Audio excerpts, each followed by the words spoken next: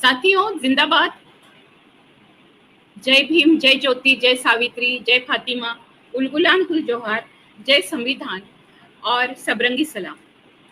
आज साथियों, हम लोगों को बहुत गंभीरता से इस बात पर सोचना है कि इस देश में राजस्थान के उच्च न्यायालय के सामने मनु की मूर्ति लग सकती है, जिस मनु को करीबन 1800 सालों से किसी ने देखा नहीं।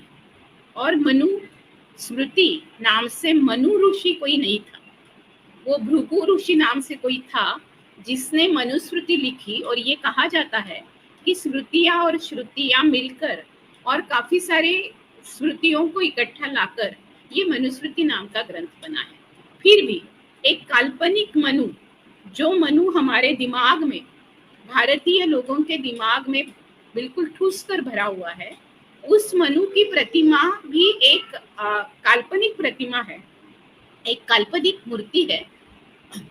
उस काल्पनिक मूर्ति को लगाने के लिए राजस्थान उच्च न्यायालय ने भरसक कोशिश करके कब से वो मूर्ति वहां खड़ी है, जब से खड़ी है तब से कितनी बार उसको लेकर विरोध हुआ है। फिर मानवाधिकार लोग वाले लोग हो, या फिर दलित बहुजन फुले अम्बेडकरवादी लोग हो, या फिर जो परिवर्तनवादी लोग हैं, उन्होंने कहा कि आज हमारे देश की सबसे बड़ी ताकत और हमारे देश की सबसे बड़ी पहचान संविधान है।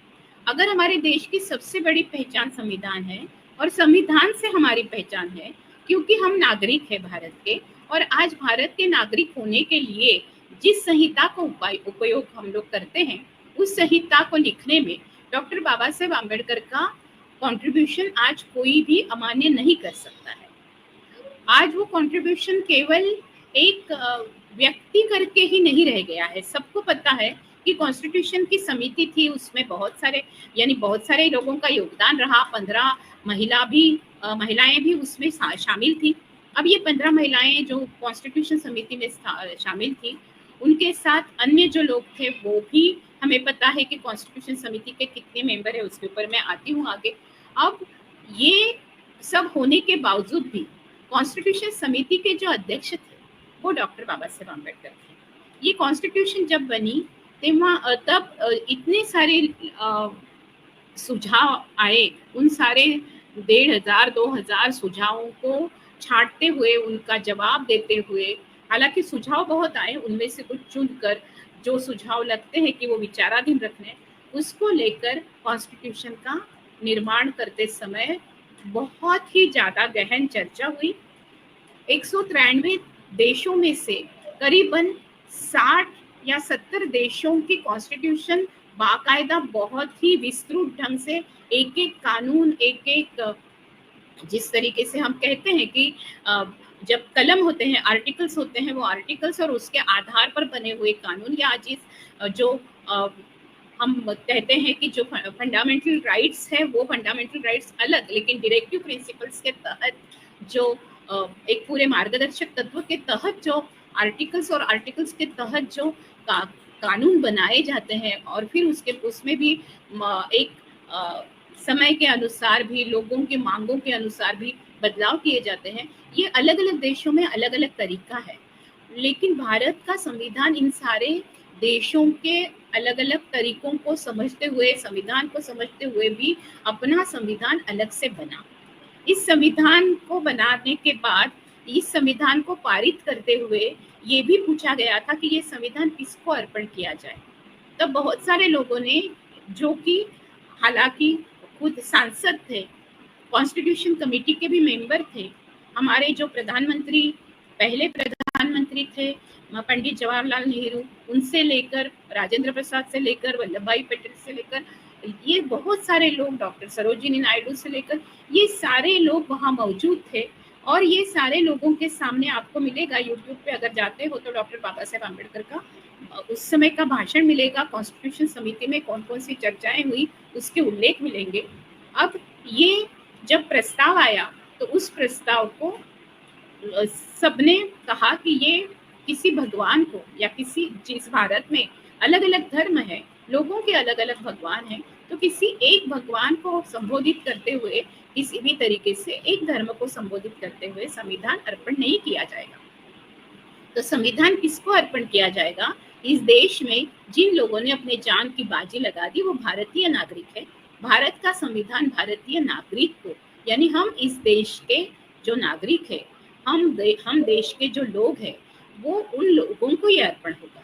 ये संविधान बाकी अन्य देशों से बहुत अलग इसलिए भी है कि ना ही किसी भगवान को, ना किसी ऋषि को, ना किसी राजा को, बल्कि लोगों को समर्पित है। अगर ये लोगों को समर्पित है तो ये संविधान की बात जो है, ये लोगों को समर्पित करते हुए हम लोगों को, जब डॉक्टर बाबा साहेब आम्बेडकर ने इस संविधान को लोगों को समर्पित करने के लिए के तथ्य रखे, तर्क रखे और उनको सबने मिलकर मंजूर किया, इसके बाद संविधान का जो प्रास्ताविक है वो प्रास्ताविक आज हमारे सामने दिखता है कि उस प्रास्ताविक की पहली जो पंक्ति है वो हम सबको अर्पण है, हम सब लोगों को अर्पण है। कितनी बड़ी रोमांचकारी भी बात है और कितनी बड़ी ऐसी बात है कि जब लोग कहते हैं कि मेरा धर्म अलग है, मेरी जात अलग है, मेरा पंथ अलग है, मैं स्त्री हूँ, मैं पुरुष हूँ या मैं पारलिंगी हूँ, इन सब के बावजूद मैं विकलांग हूँ, मैं सक्षम हूँ, इस सब के बावजूद मैं एक इंसान हूँ, ये इस बात तक सब मान लेते हैं। लेकिन मैं जिस देश में रहती हूँ या रहता हूँ या हम रहते हैं, उन सब को इस देश में जन्म लेने के बाद इस देश का नागरिकत्व बहाल होता है। ना ही किसी धर्म, पंथ या जात या लिंग भाव से उसको पहचाना जाएगा, बल्कि भारतीय नागरिक के तौर पे हम भारत के लोग, इस तरीके से हमें पहचाना जाएगा। तो देखिए ये कितनी बड़ी और कितनी खूबसूरत हमारे संविधान की बात है। अब ये बात हमारे संविधान में है जो लोगों को लक्ष्य करती है, जो हमारे जैसे बिल्कुल सामान्य लोगों को लक्ष्य करती है। कोई बड़ा कोई छोटा नहीं, सब समानता को लेकर हमारा संविधान है।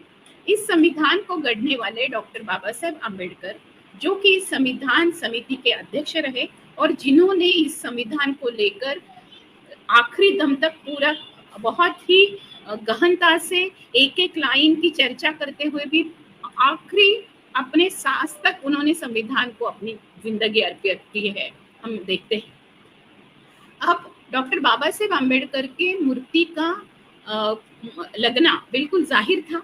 ग्वालियर हाईकोर्ट में, ग्वालियर हाईकोर्ट के सामने यानी नया खंडपीठ बना है, उसकी नई बिल्डिंग बनी है, वहाँ डॉक्टर बाबा साहेब आम्बेडकर की मूर्ति लगाने का प्रस्ताव था। और तब जाके बहुत सारे लोगों ने, जो कि खुद को हिंदुत्ववादी या धर्मांधतावादी जो है हम कहते हैं उनको, क्योंकि उनके आंखों पर वो धर्मांध पट्टी बनी हुई है। हालांकि हिंदू लोग ऐसे नहीं कर सकते, लेकिन जिनके ऊपर धर्मांधता की जो तालिबानी प्रवृत्ति के लोग होते हैं वो धर्मांध होते हैं, वो किसी भी धर्म में हो। तो इन लोगों को एकदम ऐसे बुखार चढ़ गया और उन्होंने कहा कि डॉक्टर बाबा साहेब आम्बेडकर की मूर्ति यहाँ नहीं लगेगी।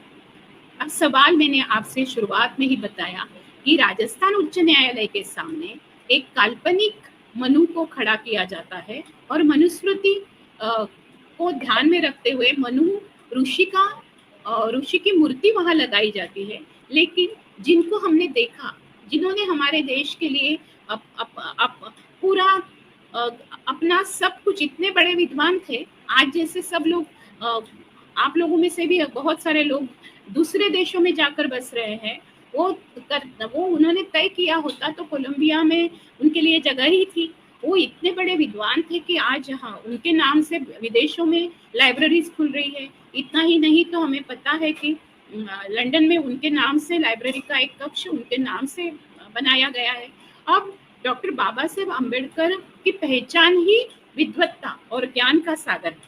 अब इस व्यक्ति को जिन्होंने देखा है, जिसका सबसे ज्यादा योगदान संविधान में लगा हुआ है, जिन्होंने इस देश की घटना, राज्य घटना यानी संविधान लिखा भी है, और हम सब लोगों को जो भी आज विरोध कर रहे हैं उनको भी अगर बताया जाए, पूछा जाए, मैं तो कहती हूँ पूछना ही चाहिए और ये मेमोरेंडम लेना चाहिए। सब लोगों ने मिलकर इस तरीके से मेमोरेंडम और लोगों को पूछना चाहिए, जो भी लोग विरोध करने आए हैं उनको पूछना चाहिए कि आप लाठी गोली सब लेकर आ रहे हैं, पुतला या मूर्ति नहीं लगाने देंगे, इस तरीके का जोर शोर से विरोध कर रहे हैं। अब ये बताइए कि आपके बच्चों को बिल्कुल शुरुआत के जैसे जैसे मनुस्मृति में लिखा हुआ है कि शूद्रों के बच्चों ने नहीं पढ़ना चाहिए, क्षत्रियों के बच्चों ने नहीं पढ़ना चाहिए, वैश्यों के बच्चों ने नहीं पढ़ना चाहिए और स्त्रियों ने नहीं पढ़ना चाहिए, केवल ब्राह्मणों ने और उन्होंने भी वेद पढ़ने चाहिए। अब उनके बच्चे जाकर वहां बाहर जाकर इंजीनियरिंग या आर्किटेक्चर या फिर बाहर जाकर आईटी में वगैरह बड़े बड़े जगह पर वो लगे हुए हैं, उन्होंने वो छोड़ देना चाहिए, क्योंकि उन्होंने भी सनातन और वैदिक धर्म के अंतर्गत केवल वेदों की पढ़ाई करनी चाहिए। ज्ञान ज्ञान केवल वो संस्कृत किताबों में ही था, तो उसको ही लेकर उन्होंने पकड़ना चाहिए। आगे जाकर इस पूरे युग में उन्होंने क्यों कंप्यूटर को लेकर अपनी यानी पढ़ाई करनी चाहिए, क्यों उन्होंने हवाई जहाज कैसे बनते हैं उसको लेकर पढ़ाई करनी चाहिए, क्यों उन्होंने अभियांत्रिकी या फिर अलग अलग विद्या शाखाओं में जाना चाहिए, क्योंकि वो तो वर्जित है। अगर कहा जाए तो वैदिक सनातनी ग्रंथों में ये वर्जित है। ये कपोल कल्पित जो ग्रंथ है उनमें पूरे ज्ञान की सत्ता केवल एक ही वर्ण को और एक ही जाति को, जब जाति व्यवस्था हुई तो उसी को दे दी गई है। अब जितने लोग विरोध कर रहे हैं उनको ये पूछते हैं कि उनके बच्चों के स्कूल कॉलेज रोजगार भी नहीं मिलेगा, क्योंकि ये भी लिखा गया है कि शूद्रों ने हमेशा मजदूरी करनी है और सब दक्षिणा ब्राह्मणों को देनी है और सब जो भी है वो कर और ये सब राजा को देना है।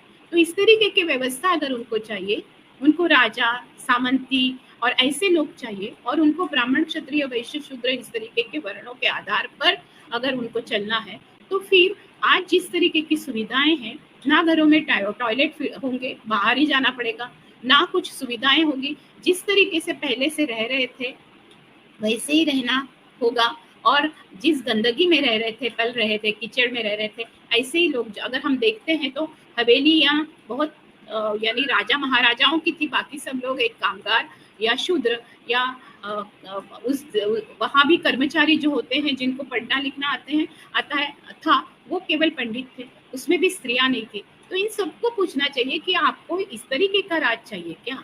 आपको अगर संविधान नहीं चाहिए, आपको संविधान बनाने वाले डॉक्टर बाबा साहब अम्बेडकर नहीं चाहिए, तो आपको किस तरीके की घिन आती है? क्या घिन आती है जब आप दूसरे राज्यों में जाते हो? इस देश में हमारे यहाँ दो राष्ट्रों का युद्ध भी लग गया पहलगाम के मुद्दों को लेकर। ना पहलगाम के अतिरेकी पकड़े गए, जिन्होंने हालांकि जिन प्रवासियों के ऊपर हमला किया, मारा, वो अतिरेकी जो थे, वो अतिरेकी कहाँ भाग गए, वो वहां से कहाँ गए, इसके बारे में आज भी पता नहीं है। लेकिन उसको लेकर एक युद्ध भी खेला गया, और जैसे ही ट्रंप ने कहा, एक युद्ध नीति के तहत ट्रंप ने कहने के बाद युद्ध रोक भी दिया गया। आज अगर अमेरिका में जाते हैं तो अमेरिका के उसूलों को लेकर, अमेरिका के नियमों को लेकर, अमेरिका के कानूनों को लेकर आपको आपके सारे कार्ड बनाने पड़ते हैं, आपकी पहचान बनानी पड़ती है, आपको उस तरीके से रहना पड़ता है। लेकिन मेरे देश की पहचान अगर मेरा संविधान है और संविधान के आधार पर अगर मेरा पहचान पत्र बना है, तो क्या आप लोगों को मंजूर होगा कि केवल आपके जाति के आधार पर और कोई जो पंडित बैठा है वो उसको आपको एक नामकरण कर देगा और उसके आधार पर होगा, और आपको कोई राशन ना मिले, आपको पानी ना मिले, आपको कोई सुविधा ना मिले, आपको कोई राज्य राष्ट्र इस तरीके से नहीं चाहिए। तो आपको एक इस तरीके का शासन चाहिए जो किसी जाति प्रमुख को दिया जाएगा, उसका पूरा जो वर्चस्व है, और बाकी सब लोग उनके नीचे होंगे। क्या इस तरीके की राज्य की फिर से आप कल्पना कर रहे हैं? इसके बारे में मेमोरेंडम लेना चाहिए, लोगों से पूछना चाहिए कि आपको किस तरीके से आपको राज्य चाहिए।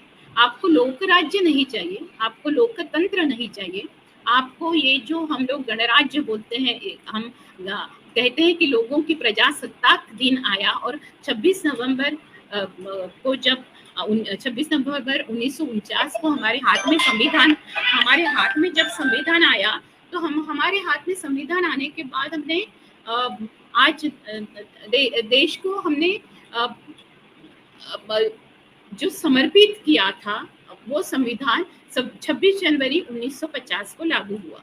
अब ये 26 जनवरी 1950 को जब संविधान लागू हुआ, उसको हम लोगों ने किस तरीके से आगे लेकर आज तक 75 साल जो हमने जिए हैं, उन 75 सालों में हमने कितनी सारी तरक्की की है, और वो हमारी विरासत है। और इस विरासत को हमें देने वाले जो महान व्यक्ति है, जिन्होंने हमें दिया, जिनको हम कह सकते कि हमारे माँ पिताजी तो हमको केवल जन्म देते हैं, लेकिन हमारे लिए शिक्षा का अधिकार, हमारे लिए रोजी रोटी का अधिकार, हमारे लिए कपड़े, ठीक से कपड़े पहनने का अधिकार, वो कपड़े मिलने का अधिकार, हम जो रोजगार पर जाते हैं वो रोजगार में न्यूनतम वेतन क्या हो ये तय करने का अधिकार, अगर हमें कोई मालिक तंग कर रहे हैं तो उस शोषक या मालिक के खिलाफ लड़ने का, यूनियन करने का अधिकार, संगठन करने का अधिकार। इतना ही नहीं तो अगर स्त्रियों के भी अधिकार देखे जाए तो मैटरनिटी लीव से लेकर स्त्रियों के बच्चों के लिए, यानी स्त्रियों के साथ ही उनके जो बिल्कुल छोटे बच्चे होते हैं उनके पालना घर से लेकर, झूलाघर से लेकर, ये सारी चीजों के अधिकार, ये सारी छोटी छोटी चीजें आज लगती होगी, लेकिन इनको देखते हैं तो ये सारे अधिकार हमें मिले हैं वो संविधान के द्वारा मिले हैं। समानता, समता, स्वतंत्रता, धर्मनिरपेक्षता, इन 5 मूल्यों के आधार पर आज हमारे पास, और बंधुत्व यानी मैत्र, और ये इस मैत्र को ही हमने खतरे में लाया है, बंधुत्व को हमने खतरे में लाया है। आज तक हम एक दूसरे के पड़ोसी रहे हैं, आज तक हम एक दूसरे के साथ मिलकर खाना खाते थे। जब आजाद हुआ देश तो हमने कहा था कि हम वो पुरानी जो चाली रीति थी, जो पूरा सांस्कृतिक भेदभाव था, हम हिंदू मुस्लिम सिख ईसाई सब करते थे, वो सब भूलकर हमने नारा दिया था, हिंदू मुस्लिम सिख ईसाई सब है भाई भाई, ये नारा दिया था हमने, जय जवान जय किसान ये नारा दिया था, हमने कहा था हम भारत की नारी है, फूल नहीं चिंगारी है, समानता पे स्थित ही समाज हमें चाहिए, जितना पुरुष मुक्त है उतनी स्त्री भी चाहिए। इस तरीके से हम सब समानता, स्वतंत्रता, समता की बातें करने लगे थे, न्याय की बातें करने लगे थे। हम कह रहे थे कि कोई गरीब और कोई अमीर ना हो, हम वर्ग संघर्ष की बात करने लगे थे। हमने कहा था कि इस व्यवस्था में परिवर्तन, जैसे 1947 के बाद जो आज़ादी मिली, उस आज़ादी के बाद जो जो हक मिलने चाहिए, जो राइट्स संविधान में कहे गए हैं, वो हक हमें मिलने चाहिए। जो हक हमें नहीं दे रहे हैं वो लोक प्रतिनिधियों को हमको वापस बुलाने का भी हक होना चाहिए। ये सब कुछ हमने मांगा है, उसका केवल एक ही आधार है, वो है भारतीय संविधान। और मनुस्मृति नहीं चाहिए, संविधान चाहिए। इसको लेकर जो मैं आज बात कर रही हूँ वो ग्वालियर हाई कोर्ट के सामने जिन उतावले लोगों ने, जिन मूर्ख लोगों ने, जिन पागल लोगों ने डॉक्टर बाबा साहेब अम्बेडकर की मूर्ति न लगाने के लिए एक बहुत ही विरोध प्रदर्शन किया और उस मूर्ति को लगाने नहीं दिया, और इसी तरीके से अन्य जगह पर भी बहुत सारी वारदातें हुई है, हमें पता है। हमें रमाबाई अम्बेडकर नगर की घटना भी याद है। मुझे लगता है कि जो अकल्पित मूर्ति है, जो कल्पना के परे है, वो अकल्पित मूर्ति को भी रुचि बनाकर वो स्पृश्य बना दिया है। लेकिन जिस व्यक्ति की विद्वत्ता बाकी अन्य लोगों से भी, भारत में जो अन्य राज्यकर्ताओं का हम नाम लेते हैं उनसे भी अधिक, जो जितने बैरिस्टर हुए उन बैरिस्टरों में से भी बैरिस्टरों के बैरिस्टर जिनको कहा जाएगा, ऐसे जो इतने बड़े इकोनॉमिस्ट, आज के डिमोनेटाइजेशन के बारे में जिन्होंने पहली आशंका अपनी किताब में ही लिख दी, ऐसे जो प्रॉब्लम ऑफ रूपी में बाबा साहेब अम्बेडकर की पीएचडी है, ऐसे व्यक्ति के केवल जाति के आधार पर उनकी मूर्ति भी अस्पृश्य हमें लगती है। यानी इस देश में कितना गहरा, कितना खतरनाक, कितना भयानक जातिवाद है, ये हमें समझना चाहिए। और इसलिए इस देश में हम नागरिक होने के बावजूद, हम एक दूसरे के पड़ोसी होने के बावजूद, हम एक सोसाइटी में, एक मोहल्ले में रहने के बावजूद, हम एक ऑफिस में काम करने के बावजूद, एक स्कूल में पढ़ने के बावजूद, एक कॉलेज में जाने के बावजूद, एक रास्ते पे हम चलने के बावजूद भी ये रास्ता आपका नहीं होगा, आपकी छाया भी हमें नहीं चलेगी, आपको हमारा पानी पीने का अधिकार नहीं है। यानी ऐसा भी मैंने अभी सुना यानी इस तरीके की वारदातें खुद जाकर भी मैंने देखी है कि इस तरीके से प्रताड़ित किया जाता है, और दलित होते हैं तो दलितों को अस्पृश्य मानकर कैसे कुएं में ढकेल दिया है, उनको कैसे मारा है, कैसे फैमिलीज को मार के उनको फेंका गया, ये सब मैंने बहुत नजदीक से देखा है। ये केवल मानवाधिकार की बात नहीं है, ये खुद में जो हैवानियत है, वो हैवानियत हम किसी एक ऐसे मानव के ऊपर निकाल रहे हैं क्योंकि वो हमसे ज्यादा बुद्धिमान है। ये हमें सहन ही नहीं हो रहा है। ये इसलिए नहीं सहन हो रहा है कि हमें ये बताया गया बचपन से कि बुद्धिमान केवल जन्म से होते हैं। वो मतिमंद भी हो या वो विकलांग भी हो, मतिमंद लोग मुझे माफ करें, लेकिन वो कुछ, उनको कुछ पढ़ना लिखना भी नहीं आया हो, उनका बच्चा 8वीं पास हो और ये बार एट लॉ हो या फिर इन्होंने पीएचडी की हो, इन्होंने 30,000 से ऊपर ग्रंथ पढ़ डाले हो, फिर भी इस विद्वान को स्वीकार नहीं करना, इस ज्ञान सागर को स्वीकार नहीं करना, ये जो मानसिकता है, ये मानसिकता मनुस्मृतिवादी मानसिकता है। ये मनुस्मृति लोग कहते हैं, आप बताइए कि आपके पास मनुस्मृति का ग्रंथ, जो भी ये लोग लड़ने के लिए रास्ते पर आए और ग्वालियर हाईकोर्ट के सामने डॉक्टर बाबा साहेब आम्बेडकर की मूर्ति नहीं लगाने के लिए इन्होंने विरोध किया, इन्होंने मनुस्मृति को क्यों नहीं जलाया आज तक? इन्होंने मनुस्मृति को विरोध क्यों नहीं किया? ये किसको डरते हैं? इनके सामने इतना बड़ा संकट कोरोना जैसा आया, वो प्रात्यक्षिक संकट था। क्या बताओ मुझे कि किसने इनको बचाने की कोशिश की? किसी ने नहीं, कोई भगवान नहीं आया, कोई भगवान ने नहीं बचाया। कोई ऐसे समय पे कोई भी जो मदद करने जो आए हैं वो हमारे मुस्लिम भाई, सिख भाई, मैंने उनको रास्ते पर काम करते हुए उन्होंने लंगर, उन्होंने खाना, ये सब बांटते हुए मैंने देखा है। तब उन्होंने ये नहीं सोचा कि मुझे कोरोना लग जाएगा, तब उन्होंने नहीं सोचा, और उन्होंने सोचा कि खून एक ही रंग का है।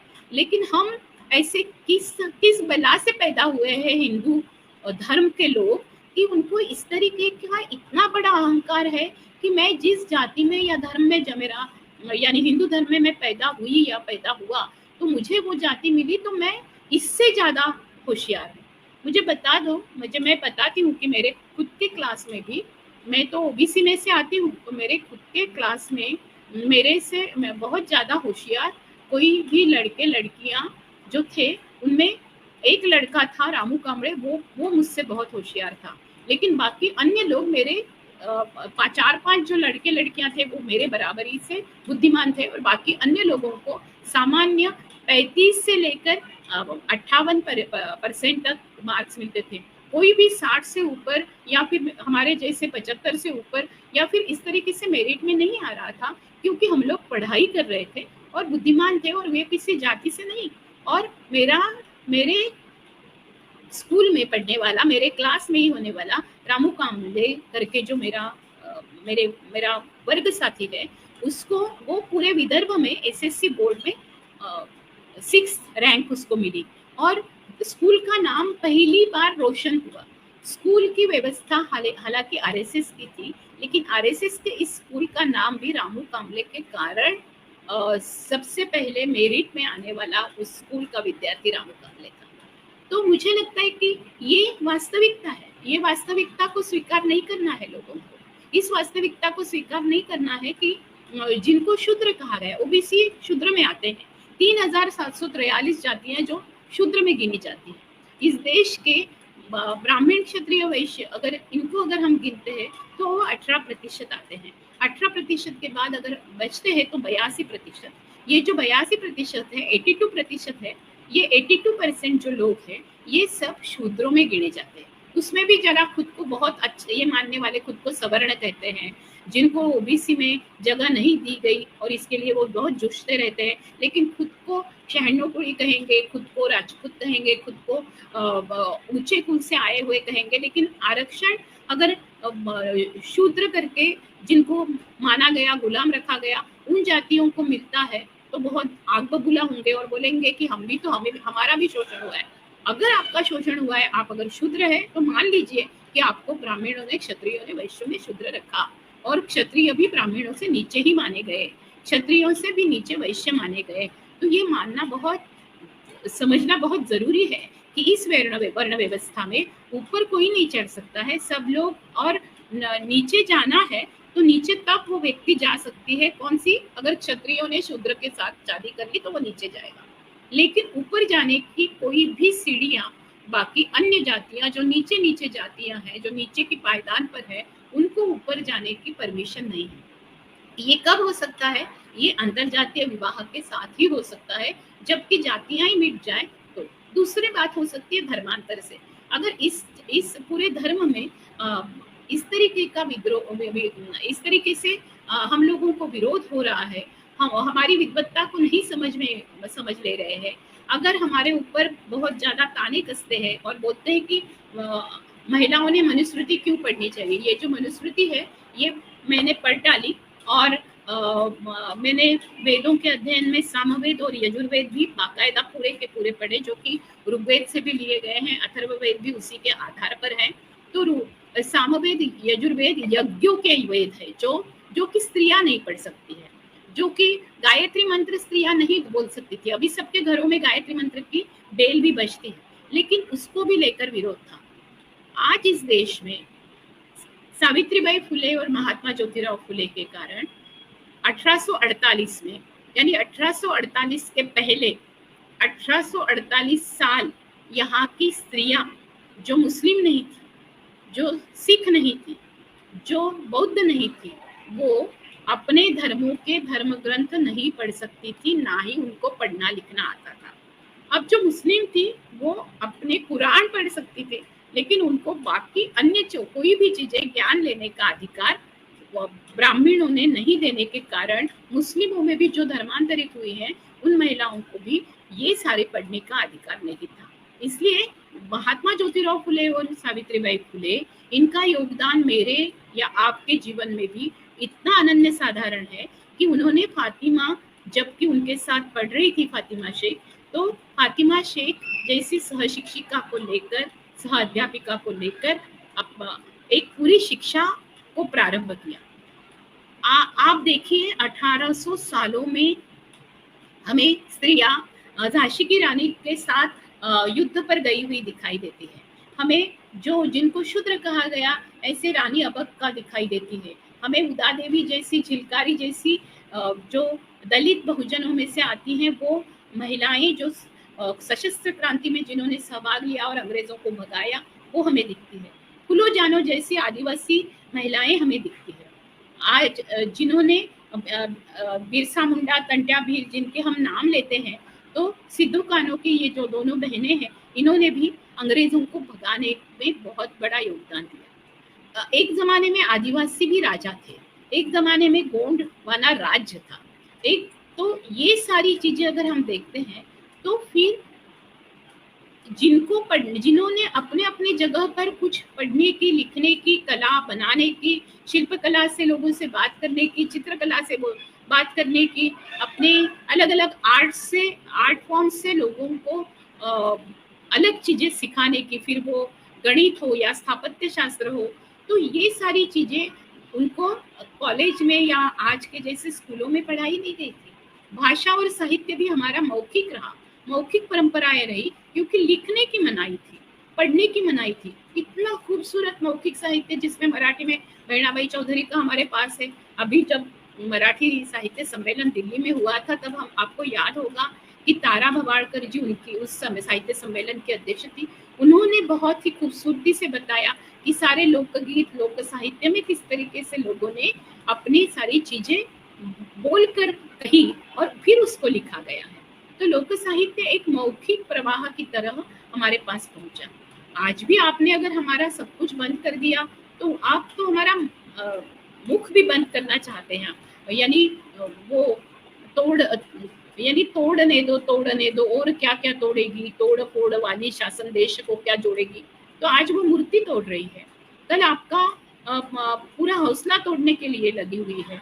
हमें पता है कि प्रोफेसर अली खान ने एक स्टेटमेंट क्या दिया, और वो भी सोफिया कुरैशी, जो कि हमारी कमांडर रही है, जिन्होंने इस बार के युद्ध में एक बहुत महत्व की भूमिका निभाई है, उनको लेकर विजय शाह जैसा आदमी जिसको उस तरीके की उनकी पात्रता नहीं, उनकी योग्यता नहीं, वो इतने गंदे बयान करता है। तो ये समझने जैसी बात है कि उनके दिमाग में हिंदुस्तान और पाकिस्तान करके एक पूरा विभाजन है, और उस विभाजन को लेकर पाकिस्तान को एक पूरा शत्रु और दुश्मन बनाकर हमारे सामने केवल ये रखा गया है कि हमारे सामने केवल एक ही दुश्मन है। हमारे सामने अज्ञान हमारा दुश्मन है, हम अशिक्षित हैं, हम सुशिक्षित नहीं है, हमने ज़्यादा पढ़े लिखे नहीं है, तो वो हम हमारा हम साक्षर नहीं है, तो वो हमारा दुश्मन है कि हम शिक्षा नहीं ले पाए। हम बेरोजगार है तो बेरोजगारी हमारी दुश्मन है।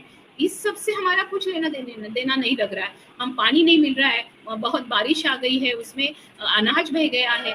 तो इन किसानों को लेकर संगठित करते हुए किसानों ने अपने खुद के लिए भाव मांगना, अपने खुद के लिए अपने अपने उत्पादन को लेकर कीमत निर्धारित करने के लिए न्यूनतम मूल्य की मांग करना भी सरकार को गुनाह लगता है, जबकि वो सबको अनाज पुराते हैं, सबको अन्नदान करते हैं। और हालांकि वो दान ही है, क्योंकि उनका उनका जो उनकी सब्जी भी हो, उन्होंने पकाया हुआ ज्वार हो, बाजरा हो, कुछ भी हो, वो जो उन्होंने उगाया है, या फिर चना दाल हो, तुअर दाल हो, ये जो आज हम महंगे रूप से अलग अलग मॉल से लेते हैं, उनसे वो शून्य भाव पर खरीदी करते हैं, जबकि किसानों ने की लागत कितनी है। किसान अपनी खेती कर रहे हैं, लेकिन किसानों की हालत मजदूरों से भी बदतर हो गई है। इस तरीके से हमारा देश है, उसके तरफ हमारा ध्यान नहीं जा रहा है।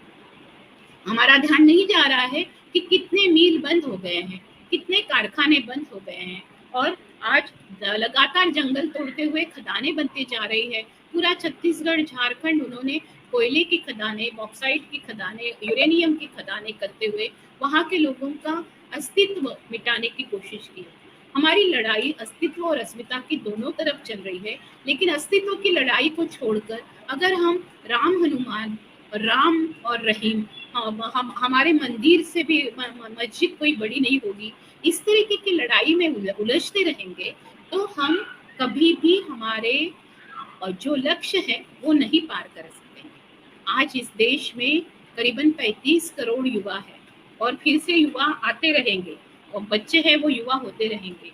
अगर इन युवाओं के दिमाग में जहर भर दिया, और वो भी केवल नहीं मनुस्मृति के खिलाफ संविधान है ऐसा जहर भर दिया, तो इस देश में देश की पूरी बर्बादी निश्चित है। इस देश की बर्बादी के लिए मनुस्मृति कारण रहेगी, और इस देश के आबाद होने के लिए, इस देश के आज़ाद होने के लिए, इस देश को वैज्ञानिक तरीके से विकास करने के लिए, एक प्रगति के मार्ग पर लाने के लिए, एक दूसरे के साथ के सरोकार के लिए, मानवीय अधिकारों के लिए, अगर हमें कोई बल देगा, या हमारा जो बल होगा वो केवल संविधान होगा, ये समझना बहुत जरूरी है। इसलिए मनुस्मृति नहीं चाहिए। मनुस्मृति क्या कहती है? न स्त्री स्वातंत्र्य मर्द। आपको क्या कहा जाता है, बताया जाता है, एक ही श्लोक बताया जाता है, वो यहाँ से कोट किया जाता है और कहा जाता है यत्र नार्यस्तु पूजन।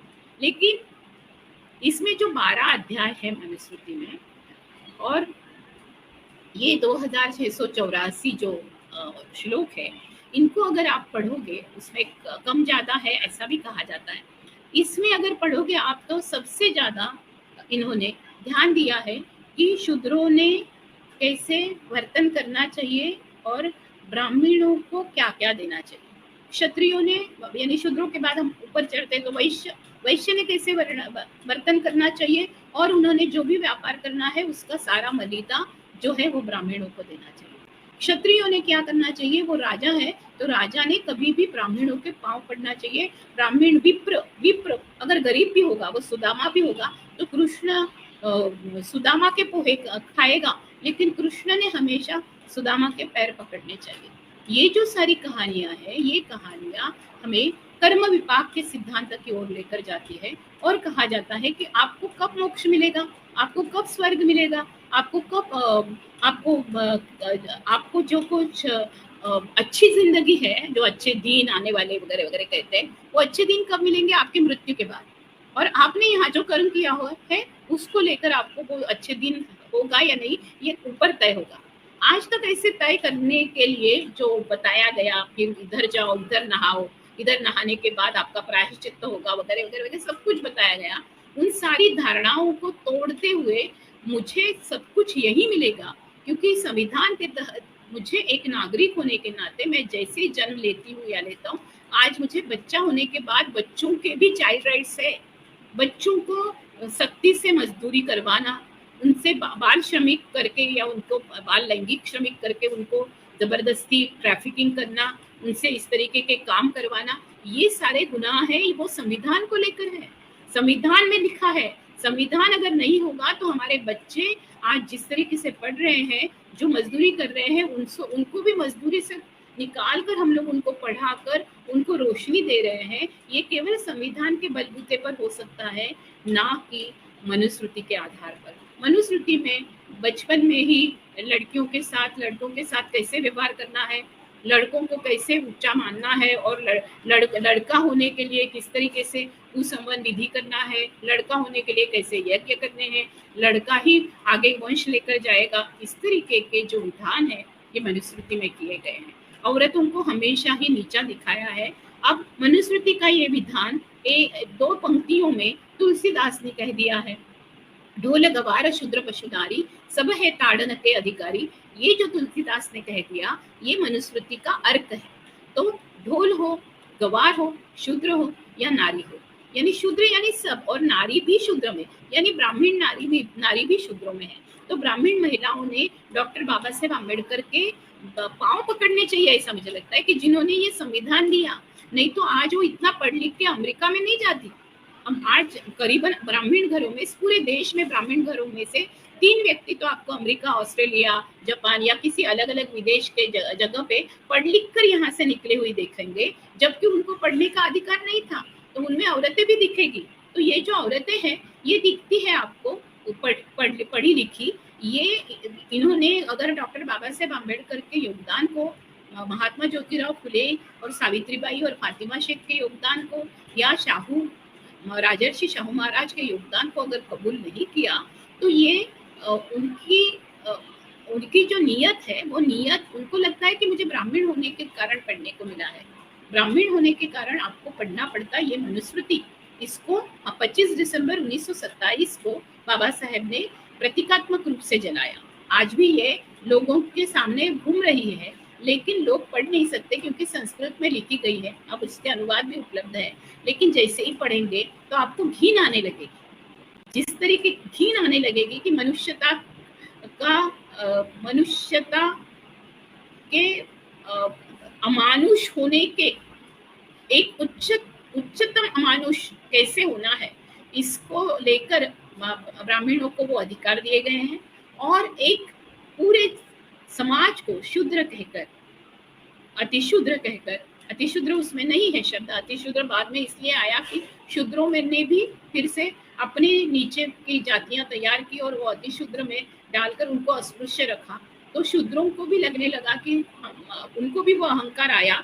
यही ये जाति व्यवस्था है। ये जाति व्यवस्था एक इस तरीके के त्रिकोण के तहत है, जो कि त्रिकोण में नीचे जो है वो पूरे शूद्र है, फिर उसके बाद वैश्य है, फिर क्षत्रिय है, और ऊपर इतनी से 3% ब्राह्मण है।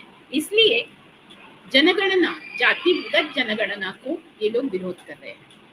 और अभी उन्होंने ये कह दिया कि हम जातिगत जनगणना करेंगे, लेकिन मैं बताती हूँ कि जैसे नारी शक्ति वंदना बिल आया तो वो उस तरीके से ही वो बोलेंगे कि हम 10 साल बाद जातिगत जनगणना तो हमने की, लेकिन हम उसका रिपोर्ट है वो बाद में डिक्लेयर करेंगे। ये हम सबको पता है कि जैसे ही जातिगत जनगणना हो जाएगी तो इस देश में 7,000 के करीब जितनी जातियां हैं उसमें ओबीसी ही 3,743 है। फिर उसमें हम देखते हैं कि एससी और एसटी, जैसे कि ये 52% है, तो ये 52% को लेकर, एससी और एसटी को लेकर अगर हम पकड़ते हैं तो 75-78% तो केवल जिनको शूद्र कहा गया है उन्हीं का ये आता है। और फिर जो सवर्ण करके भी थोड़े रहे हैं, लेकिन उनको अलग अलग धर्मों के भी, और लेकिन वहां भी चले गए हैं, ऐसे शूद्राति शूद्र ऐसे पकड़ेंगे तो 82% हमारी पूरी संख्या जाती है। इतने होने के बावजूद 82% लोगों को अगर अकल नहीं आती है, तो ये 3% तो इन्होंने क्षत्रिय और वैश्य को कह दिया है कि आप भी हमारे जैसे सुप्रीम हो। तो सुप्रीम होने की नशा बहुत होती है, वो हमने लगातार देखी है। एक सिकंदर की नशा बहुत होती है, लेकिन एक बहुत सुंदर गीत है, कव्वाली है, चढ़ता सूरज धीरे धीरे धीरे ढल जाएगा, ढल जाएगा, ढल जाएगा। ये जो खंडहर है वो खंडहर हमें दिखाते हैं। इतने बड़े बड़े राजा होकर गए, उनके सब खंडहर पड़े हुए हैं। इतने बड़े बड़े बादशाह हुए, उनकी सारी कब्रें भी होगी, जो कब्र से भी बादशाह को निकाल कर ये धुलाने में लगे हुए हैं। और जो जो जिंदा लोग थे, जिनके आपके सामने जिन्होंने कर्तृत्व किया है, उनकी मूर्तियां न लगाते हुए आप कब्रों में काफी सारी चीजें इतिहास ढूंढ रहे हैं। तो देखने जैसी बात है कि ये सब जो राज शासन या राज सत्ता थी, इस राज्य सत्ता को विरोध करते हुए पूरे विश्व में फ्रेंच राज्य क्रांति जब हुई, तो जो मूल्य आए, तो पूरे विश्व ने मानवीय मूल्य स्वीकार किए। आज विश्व में साम्राज्यवाद जो है या फिर क्रोनिक कैपिटलिज्म जिसको कहेंगे वो हो, इन सब ने मिलकर तय किया है कि फिर से एक बार हमें अगर सत्ता लानी है, तो जो लोगों की संप्रभुता है, लोगों के हाथों में स्वायत्त संप्रभुता जो है, पूरे अपने देश को लोग मानते हैं इस देश में एक सामान्य इंसान, चाय वाला भी प्रधानमंत्री बन सकता, वो संविधान के आधार पर, नहीं तो मनुस्मृति के आधार पर उसको चाय वाले को प्रधानमंत्री बनने का अधिकार नहीं था। इतना तो कम से कम आज हमारे देश के प्रधानमंत्री ने समझना चाहिए। जो लोग ऐसे खुद को आज दैवी या फिर अजैविक मानते हुए एक चमत्कारी मानने लगे हैं, उनको ये समझने की जरूरत है कि इस तरीके के चुनावों के तहत ही उनको आना पड़ा था। वो बिना चुनाव नहीं आए और इसीलिए चुनावों को लेकर वो साजिश कर रहे हैं और इसीलिए ईवीएम मशीन को नकार रहे हैं। इसलिए वो कितने सारे लोगों को कीचड़ के ऊपर कीचड़ उछाल रहे हैं। कितने सारे रिजल्ट्स है जो रिजल्ट्स पूरे के पूरे फेक करके बदल दिए गए हैं। तो लोगों के राज को, लोगों की आवाज को, लोक प्रतिनिधियों को, जो असली लोग चुनकर देने वाले हैं, या लोगों के जो समस्याएं हैं, लोगों की समस्याएं जो प्रतिनिधि उनको ध्यान देते हैं, उनकी जन वकालत करते हैं, उन समस्याओं को लेकर, जैसे नेशनल एडवाइजरी कमेटी थी, नेशनल प्लानिंग कमीशन था, इसको लेकर हमारे देश में अलग अलग जो वंचित बहुजन तबका है, आदिवासी तबका है, पारलिंगी तबका है, घुमंतु विमुक्त तबका है, इन सारे जो आज तक बिल्कुल हाशिए पर रखे गए, इन सारे लोगों की आवाज पहुंचाने की बात हो रही थी। हम लोगों ने सबने मिलकर इस संविधान के तहत बहुत सारी चीजें सोची थी कि हम एक सामाजिक न्याय के तहत की व्यवस्था को लेकर काम करेंगे, और उस तरीके की व्यवस्था लाने के लिए 2005 में आपको याद होगा कि 3-4 कानून आए, जिसमें वन अधिकार कानून आया। आज वन अधिकार कानून की धज्जियां उड़ाते हुए, हालांकि सामुदायिक वन अधिकार आदिवासियों को है, हालांकि व्यक्तिगत वन अधिकार भी आदिवासियों को है। आदिवासियों की जमीन को कोई हाथ नहीं लगा सकता है, ना आदिवासी वो जमीन बेच सकते हैं। तो उस जमीन पर कब्जा कर लिया है कंपनियों ने। अगर उन कंपनियों के खिलाफ लड़ना है, आज अगर वक्फ बोर्ड की जमीन पर भी कब्जा करने की बात करें तो उसके खिलाफ अगर लड़ना है, आज जैन मंदिर को तोड़ा गया और उस जमीन को लेकर अगर लड़ना है, आज महाबोधि विहार को जिस ब्राह्मण महंत ने कब्जा कर लिया और सालों से, सदियों से पूरी कमाई खा रहे हैं और अपनी पूरी इतनी बड़ी जमीन जायदाद बना के बैठे हुए और पूरी सत्ता हड़प ली है, और आज सारे बुद्धिस्ट रास्ते पर आए हैं। तो हमें देखने जैसी बात है कि अलग अलग धर्मों को वो वहाँ की जमीन लेकर, छीनकर उनको तंग करने की बात कर रहे हैं। और हालांकि हम देख सकते हैं कि उनका जो नारा है, हिंदू खतरे में है, तो हालांकि यहाँ मुस्लिम, सिख, ईसाई, चर्च की जमीनों को लेकर तो कितना बड़ा बवाल उन्होंने किया है। हमने देखा है उत्तराखंड में उन्होंने इस तरीके से मारपीट अभी की थी। अब ये सारी चीजें जो है, ये जमीन को लेकर, जल को लेकर, जंगल को लेकर है। ये किसको चाहिए? ये सचमुच जो लड़ रहे हैं, जिनको वानर सेना बनाकर, जिनको बजरंग दल बनाकर लड़वा रहे हैं, उन लोगों को आज करीबन, वो अगर महिलाएं हैं तो 2 साड़ी मिल जाएगी, 2 एक आध स्टोव मिल जाएगा, एक आध लाड़की बहन योजना के तहत 1000 रुपया मिल जाएगा। लेकिन और जो आदमी है उनको किसी बताएंगे कि आपके बच्चों को हम अग्निवीर में जॉब दे रहे हैं, हम आपको मॉल में जॉब दे रहे हैं, फिर वो 4 महीने बाद, 6 महीने बाद उसका काम हमें समाधान कारक नहीं लग रहा है करके वो निकाल देंगे। ये जो साजिशें चल रही है, इन साजिशों को हमको समझना पड़ेगा और उसके लिए हमको लड़ना पड़ेगा। लेकिन लड़ेंगे कैसे? मनुस्मृति ने कहा है कि शूद्र लड़ ही नहीं सकता है, शूद्र ब्राह्मण के खिलाफ आवाज भी नहीं कर सकता है। शूद्र अगर मरता है तो शूद्र के संस्कार भी और उसकी स्मशान भूमि भी कहाँ होगी? शूद्रों के संस्कार के ऊपर का जो मलिदा है, तो वो आपको वो उनको खाने को मिलेगा। इसको लेकर प्रेमचंद की कहानी है सदगति, बहुत खूबसूरत है, वो पढ़िए। तो ये आखिरी दम तक पूरा कष्ट करके मरने की नौबत आ जाती है या मर ही जाते हैं मजदूर, लेकिन क्योंकि स्वर्ग में हमारे जो मरा हुआ बेटा हो या बाप हो या हमारे घर का कोई भी सदस्य हो, वो स्वर्ग में पहुंचने के लिए यहाँ ब्राह्मण को खीर से लेकर, पकवानों से लेकर, उसके घर की लकड़ी तोड़ कर देकर उसका चूल्हा जलने की परवरिश करने से लेकर सारी चीजें जो है वो मुफ्त में देना चाहिए। ये कहा गया क्योंकि हमारे दिमाग में भर दिया गया है कि ब्राह्मण को देने से ही मोक्ष मिलता है, जो हमने कभी देखा नहीं। अभी लोग कहाँ कहाँ जाकर आए, हमने मालूम है कि स्पेस में अभी सुनीता विलियम्स रहकर आई है, तो ये कहीं भी नहीं दिख रहा है, कहीं भी ये मोक्ष नहीं है। वो स्पेस से वापस आई और वहां उन्होंने कोई भी इस तरीके का स्वर्ग या नरक नहीं देखा, ये हमें समझना बहुत जरूरी है। तो जो स्वर्ग और नरक मृत्यु के बाद मिलेगा, ये मानते हुए जिन्होंने 3000 सालों से हमें बिल्कुल रखा है उसमें, उसको तोड़ने की कोशिश हुई थी। ईस्वी सन पूर्व 500 साल यानी 3000 साल पहले महात्मा तथागत गौतम बुद्ध ने और फिर भगवान महावीर ने दो ऐसे, एक धम्म और एक जैन पंथ धर्म, अभी लोग उसको धर्म कहते हैं, इन दोनों ने भी इस पूरे ऐसे दकियानुसी जो बातें चलने लगी थी उस समय जातियों का बहुत एक परिष्कृत जातियां, ऐसे जाति करके नहीं हुआ था, वर्ण व्यवस्था थी, और वर्ण व्यवस्था के तहत भी जो चल रहा था, या फिर जो खुद को वैदिक कहते थे, उन्होंने केवल यज्ञ करके डराना शुरू किया था।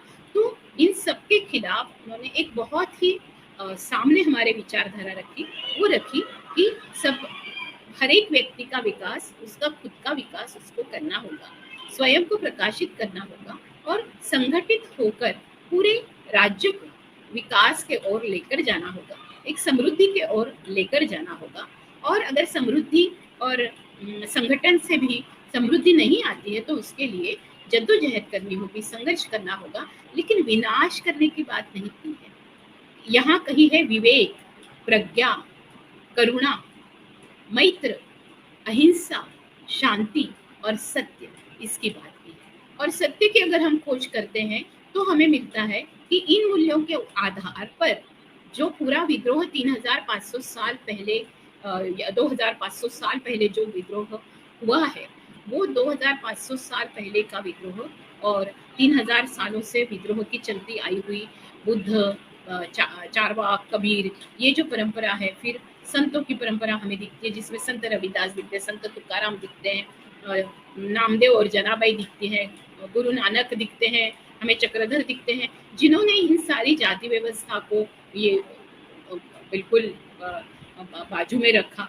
और इसमें सब है, अलग अलग तरीके के धर्म, यहाँ जो धर्म तैयार हुए वो धर्म ये जो विषमता आधारित, गुलामगिरी पर आधारित धर्म था, इसके खिलाफ लड़ते हुए अपने अपने जमाने में, अपने अपने युग में जो विद्रोह हुए, वो विद्रोह आज भी हमें उनके लिखित रूप में मिलते हैं। लेकिन आज अगर देखा जाए तो गुलामगिरी नाम का ग्रंथ महात्मा ज्योतिबा फुले ने लिखा, और उस समय उन्होंने ये पूरे ब्राह्मणवादी पितृसत्ता पर, केवल जाति सत्ता पर नहीं, पितृसत्ता पर, जाति और पितृसत्ता के आधार पर बने वर्ग सत्ता पर एक बहुत ही बड़ा हमला किया। और इसका एक सिद्धांतन करते हुए मुझे अगर निचोड़ लेना है तो मुझे इस देश के संविधान को कैसे बनाना चाहिए जहां अंतिम व्यक्ति को भी न्याय मिले, ये सोचने वाला एक समूह तैयार हुआ। और उस समूह में एक ऐसी व्यक्ति रही जिस व्यक्ति ने इसको भुगता था। बाकी अन्य लोग ऊंची जातियों से आते थे, उच्च वर्णों से आते थे, उनको ये भुगतना नहीं सहन करना पड़ा था। उस अस्पृश्यता के जो दाह है अस्पृश्यता का, वो डॉक्टर बाबा साहेब अम्बेडकर को सहन करना पड़ा था। अगर हो सकता था तो वो रोते बैठते, वो अन्याय के खिलाफ थोड़ा सा लड़ते और बोलते कि मैं बस सबके लिए कुछ करने की जरूरत नहीं, मैं मेरा देख लेता हूँ, बहुत ही मैं तो इंग्लैंड में अमेरिका में पढ़ा हुआ आदमी हूँ, मैं वहां जाके नौकरी कर लेता हूँ, इस देश के लिए मुझे क्या करना है। लेकिन इस देश के सभी के लिए, जिन्होंने उनको तकलीफ दी उनके लिए भी, जिन्होंने उनको तकलीफ नहीं दी उनके लिए भी, जिन्होंने तकलीफ सहन की इस पूरी जाति व्यवस्था गुलामगिरी के कारण, उन सब के लिए भी, जो छोटे छोटे नए आने वाले बच्चे थे, वो नई जनरेशन के लिए भी एक बहुत ही सुंदर उम्दा संविधान हमें दिया। हमें शिक्षा का अधिकार है, हमें रोजी रोटी का अधिकार है, हमें लड़ने का अधिकार है, हमें जल जंगल जमीन पर अपना दावा करने का अधिकार है, अपने रहने के लिए, अपने नागरिकत्व के लिए, अपने शमशान के लिए, अपने मृत्यु के बाद भी मेरे कम्युनिटी के लिए ये शमशान मिले, ये बोलने के लिए के भी अधिकार संविधान में है। अगर मेरी शादी ठीक से नहीं चल रही है, मेरा पति मुझे तकलीफ दे रहा है, मारपीट कर रहा है, हिंसा कर रहा है, दहेज मांग रहा है, तो उसके खिलाफ लड़ने का अधिकार है। मेरे बच्चे को किसी ने प्रताड़ित किया है, या किसी के ऊपर रेप हुआ है, बलात्कार हुआ है, या बालकों का या बालिकाओं का लैंगिक शोषण हो रहा है, तो उसके खिलाफ लड़ने का अधिकार है। मुझे मुझे आज़ादी है कि मैं किस जॉब में जाऊं, मैं वकील बनूं या अध्यापक बनूं, या फिर मैं सैनिक बनूं, या मैं किसान बनूं, इसका अधिकार है। इन सबको, ये भी एक बहुत सुंदर कल्पना संविधान में है कि सबको समृद्धता से जीने का अधिकार भी है और सम्मान से जीने का अधिकार है। तो ये जो सम्मान से जीने का अधिकार बाकी किसी में नहीं है, यहाँ अपमान से जीना है, तो अधिकार कैसे हो सकता है। अपमान से जीना जो बता रही है वो मनुस्मृति है, और सम्मान से जीना जो बता रहा है वो संविधान है। तो संविधान संविधान होने के नाते हमको स्वीकार करना पड़ेगा कि आज हमें ये जो कुछ रोशनी अंधेरे में मिली, वो हमें संविधान के कारण मिली। हमारे हाथों में आज संविधान आने के कारण आज हम इंसान हैं, और इंसान है तो इंसानियत के नाते मानवीय अधिकारों को हमें उसको ज़्यादा महत्व देना चाहिए, ना कि, और मानव का एक सबसे बड़ा गुण ये है कि जब आज़ादी है, समता है, समानता है, मैत्र है, धर्मनिरपेक्षता है, ऐसे मूल्यों के आधार पर तो हम वाद विवाद कर सकते हैं, हम एक दूसरे के मसले सुलझा सकते हैं, हम एक दूसरे को ओपिनियन दे सकते हैं, हमारे मतभेद और मतभिन्नता हो सकती है, लेकिन उसके ऊपर काम करके हम एक दूसरे के साथ मिलकर इस देश को सुंदर बनाने के लिए मतभिन्नता को बाजू में रखते हुए भी कि सचमुच क्या सुंदर है, सचमुच क्या विकसित हो, सचमुच क्या प्रगतिशील होगा, सचमुच इस देश के कोई भी ऐसे जल जंगल जमीन न टूटते हुए पर्यावरण कैसे रहेगा। मेरे सब वन के अधिकार अगर आदिवासियों के, तो वन तो मौजूद रहने चाहिए ना, जंगल तो मेरे स्थापित रहने चाहिए ना। तो अगर मेरा जंगल कटने से आपको दुख नहीं हो रहा है, ऐसे जसिंता करके इकट्ठा करके एक कवियत्री कहती है कि जब इंसानों का खून होता है, कत्ल होता है, तो आप बहुत बोलते हो, लेकिन जंगल के जंगल यहाँ काटे जाते हैं और जंगल में जंगल का खून बहता है, नदियाँ सूख जाती है, तब आप कुछ नहीं कहते हो। और उसका असर हम देख रहे हैं। जून में आने वाली बारिश मई में आ गई है, अब आगे आगे क्या होने वाला है पता नहीं। इतनी भयंकर धूप, इतनी भयंकर अलग तरीके की बारिश, तूफान, सुनामी, सबका हमें सामना करना पड़ेगा। इस समय हमें खुद को हिंदू मुसलमान या सिख ईसाई, या फिर ये ब्राह्मण, ये दलित, ये शूद्र, ये अस्पृश्य, हम स्पृश्य, हम जन्म से ही बहुत ज्ञानी, इस तरीके के अहंकार को छोड़कर एक दूसरे का साथ देना होगा। और वो देने के लिए हमारे हाथों में बहुत खूबसूरत किताब है, वो है संविधान। और वो हमें 14 से लेकर 21 तक जो आर्टिकल्स है, उन आर्टिकल्स के में इन सब का एक पूरा ब्यौरा है कि हम किस किस तरीके से एक समान है। हमको कोई भी धर्म के आधार पर कम नहीं कर सकता, कोई हमें जाति के आधार पर कम नहीं कर सकता, हमें कोई लिंग भाव के आधार पर कम नहीं कर सकता, हमें कोई मतिमंद कहकर कम नहीं कर सकता, हमें कोई अपंग विकलांग कहकर कम नहीं कर सकता, हमें कोई घुमंतु विमुक्त है इसलिए कम नहीं कह सकता, हमें कोई आदिवासी कहकर कम नहीं कर सकता। तो आज किसी भी आधार पर, धर्म के आधार पर, जाति के आधार पर, लिंग भाव के आधार पर या क्षमता के आधार पर आप किसी को कम जानकर, कम मानकर नहीं चल सकते हैं। उनको जो सामान्यतः जो जो समान तरीके से मिलना चाहिए वो समान तौर पे उनके अधिकार है। उनकी योग्यता पात्रता के अनुसार वो अपने अपनी जगह पर, जिस जगह पर जाएंगे वो सर्वोच्च न्यायाधीश भी बन सकते हैं, वो कल्पना चावला जैसे अंतरिक्ष में उड़ान भी कर सकते हैं। तो वो अपनी अपनी पात्रता, अपनी योग्यता, जयंत नारायणकर जैसे गणितज्ञ भी हो सकते हैं। तो सबके पास अलग अलग विद्वत्ता है और उसके आधार पर हम सब कुछ बन सकते हैं और यही बन सकते हैं, कोई स्वर्ग में नहीं बन सकते हैं या फिर यहाँ जो कुछ किया है इसकी सजा यही मिलेगी, ये जो है ये कानून के तहत है। तो उस कानून को भी इन्होंने बदलने की कोशिशें कर रहे हैं। तो जो तड़ीपार है वो सांसद बनेगा, ये जो चल रहा है उसको अगर मिटाना है तो ये संविधान का अगर पालन करेंगे तो जो सचमुच तड़ीपार या गुनाहगार, जो बलात्कारी है वो सचमुच जेल में जाएंगे, और जो निरपराध है, जो जेल में सड़ रहे हैं या फिर जिनको मार दिया गया, फिर जस्टिस लोया हो या फिर नरेंद्र दाभोलकर हो या पानसरे हो या कलबुर्गी हो या गौरी लंकेश हो, वो आपको क्या बताने की कोशिश कर रहे थे? वो संविधान बताने की कोशिश कर रहे थे। ये अली खान की पोस्ट क्या थी? उन्होंने कुछ भी नहीं लिखा था, वो केवल सोफिया कुरैशी को लेकर उनका एक छोटा सा बयान है, वो भी कोई ऐसा बयान नहीं, केवल वो मुसलमान है इसलिए उनको पकड़ा गया है। तो आज ये जो साजिशें चल रही है, कभी आज हम लोग बोलते हैं कि हमारे ऊपर तो कोई बंदूक नहीं है, लेकिन ये धीरे धीरे हमारे ऊपर भी आने वाली है। वो जो एक कविता है कि जब वो हमारे पास आए तो मैंने कहा कि मैं नक्सलाइट नहीं हूँ, जब वो मेरे पास आए तब मैंने कहा कि नहीं मैं उनसे जुड़ा हुआ नहीं हूँ, मैं कोई प्रगतिशील संगठनों में नहीं हूँ, ना मैं बुद्धिस्ट हूँ, ना मैं दलित हूँ, ना मैं मार्क्सिस्ट हूँ, ना मैं समाजवादी हूँ, ना मैं सर्वोदयी हूँ, ना मैं गांधीवादी हूँ। तो उन्होंने मुझे उस समय तो छोड़ा, तो मैं बहुत खुश था। अब वो अब फिर से वो आए और फिर से उनके पास बंदूकें थी।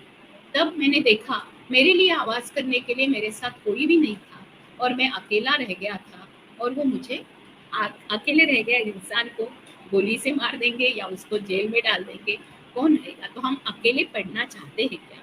हमें संविधान में इतनी ताकत दी है कि हम संगठित हो सकते हैं। अगर संगठित होकर 82% लोगों ने इस पूरी वर्ण व्यवस्था को नकारने की कोशिश की, और ये 3% जो खुद को मानते हैं, वो जो ब्राह्मणवादी पितृसत्ता 3% लोगों के हाथ में है, और ये 82% लोगों के दिमाग में भी जो ब्राह्मणवाद और पितृसत्ता भरी हुई है और जो मनुस्मृति भरी है, उसको निकालने की कोशिश हम सबको करनी होगी। एक दिन पूरा लूंगी फिर से, या फिर और 4-5 सीरीज चलेगी जिसमें मनुस्मृति क्यों नहीं, उसका एक विशदीकरण मैं करूंगी, उसको आपको बताऊंगी, और उसके आधार पर संविधान का एक कलम लेकर आपको इसकी स्पष्टता करने की कोशिश करूंगी। तो यहाँ मैं अभी 1 घंटा पूरा हुआ है और मैं यहाँ फिर से एक बार दोहराती हूँ कि जिन लोगों ने ये देखा है कि ग्वालियर में डॉक्टर बाबा साहेब आम्बेडकर, जो मैं आज बोली हूँ वो मैं बाबा साहेब आम्बेडकर की किताबें पढ़कर बोल सकती हूँ। उन्होंने 30,000 किताबें पढ़ी है। उनकी किताबें पढ़ना यानी भी एक बहुत बड़ा यानी रिसर्च है, एक बहुत बड़ा शोध करना पड़ता है कि अरे बाप रे, ये लिखा है, इस तरीके से मनुस्मृति में लिखा है, तो इसके ऊपर बाबा साहेब ने और 5 ग्रंथों के आधार दिए हैं और फिर हमको बताया है।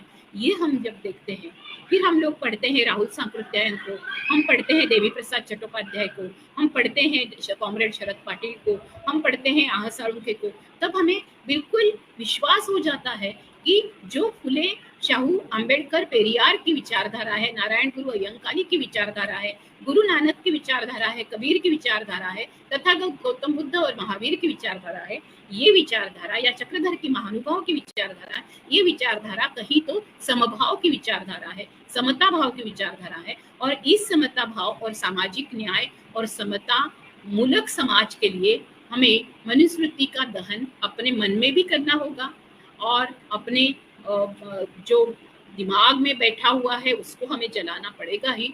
लेकिन हमें जिस तरीके से हम संविधान पढ़ना शुरू करेंगे और हमारे दिमाग में संविधान जितना फिट होगा, उस समय हमारे दिमाग में से मनुस्मृति हटेगी।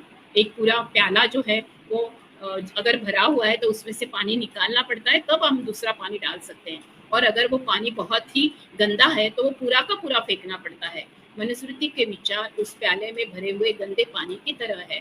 उसको पूरे फेंकने के बाद हमारे दिमाग में संविधान जाएगा, और संविधान अगर भरेगा तो मुझे पता है कि इस देश में जो अभी एक पूरा अंधेरा छाया हुआ है, उस अंधेरे में से फिर से रोशनी की किरण हमें केवल संविधान दिखा सकती है। इसलिए ग्वालियर के हाईकोर्ट के सामने डॉक्टर बाबा साहेब आम्बेडकर की मूर्ति लगाने को लेकर हम सब ने प्रतिबद्ध होते हुए, वहाँ जो भी लोग लड़ रहे हैं, फिर भीम आर्मी के हो या फिर जितनी भी संगठन लड़ रहे हैं, फुले अम्बेडकरवादी संगठन, समतावादी, मानव अधिकारवादी संगठन लड़ रहे हैं, वो सब हम इकट्ठा होकर कहें कि बाबा साहेब की मूर्ति वहाँ लगानी चाहिए, और राजस्थान उच्च न्यायालय के सामने से मनु की मूर्ति हटा देनी चाहिए, और उसको बाजू में करते हुए एक संपूर्ण नए समाज का निर्माण केवल संविधान के आधार पर, समता के आधार पर ही हो सकता है, जबकि हम एक दूसरे के साथ शांति से रह सकेंगे।